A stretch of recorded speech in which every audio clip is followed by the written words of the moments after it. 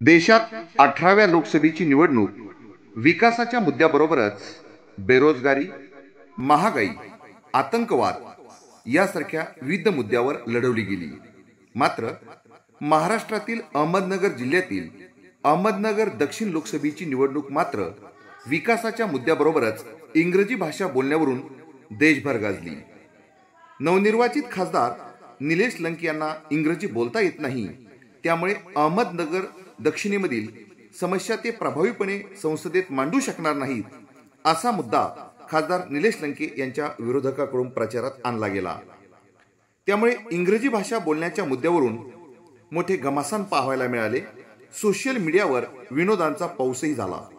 मात्र आज 18व्या लोकसभेच्या नवनिर्वाचित खासदारांचा शपथविधी पार पडताना खासदार निलेश लंके यांनी चक्क इंग्रजी भाषेतूनच शपथविधी घेतल्याने सर्वांनाच आश्चर्याचा धक्का बसला।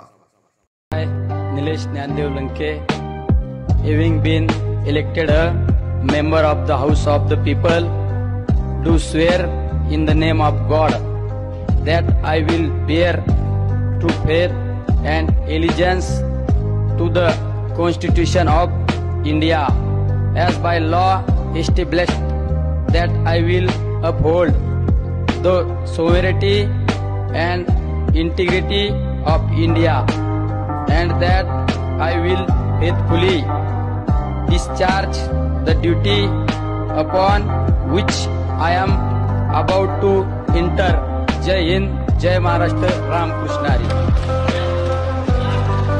नवनिर्वाचित खासदार निलेश लंके यांनी इंग्रजी भाषेतून संसदेत शपथविधी घेतल्याने त्यांनी इंग्रजी भाषेतून बोलण्याचा जो शब्द अहमदनगर दक्षिणेतील मतदारांना प्रचारादरम्यान दिला होता तो पाळला असल्याचे प्रतिपादन बहुजन क्रांती पक्षाचे अध्यक्ष ॲडव्होकेट सतीश पालवे यांनी या प्रसंगी सांगितले।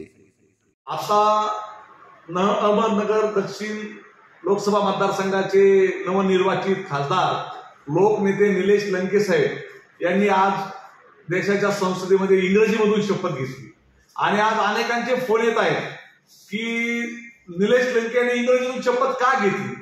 तर मी आपल्याला सांगू इच्छितो की या निवडणुकीच्या प्रचाराच्या दरम्यान भारतीय जनता पार्टीच्या विद्यमान त्यावेळेच्या खासदारांनी जे आज माजी आहेत त्यांनी सांगितलं की या देशाच्या लोकसभेमध्ये इंग्रजी बोलावं लागते आणि मला इंग्रजी येते आणि निलेश लंकेंना इंग्रजी येत नाही आणि मला इंग्रजी येते म्हणून तुम्ही मला मतदान करा।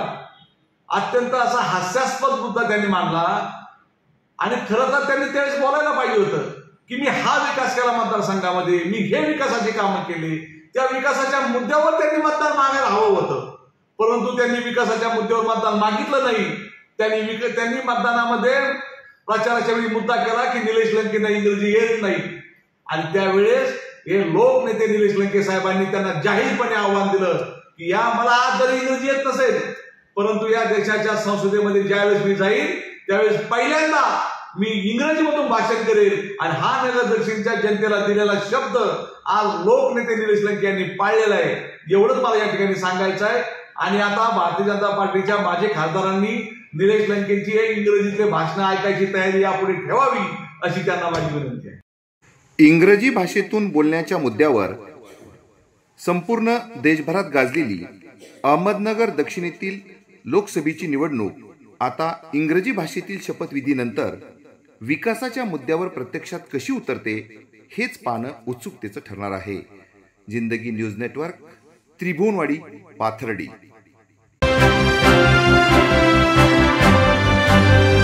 शैक्षणिक, सामाजिक, राजकीय घडामोडींचे आपले हक्काचे व्यासपीठ, सत्य आणि परखड बातम्यांसाठी जिंदगी न्यूज नेटवर्क।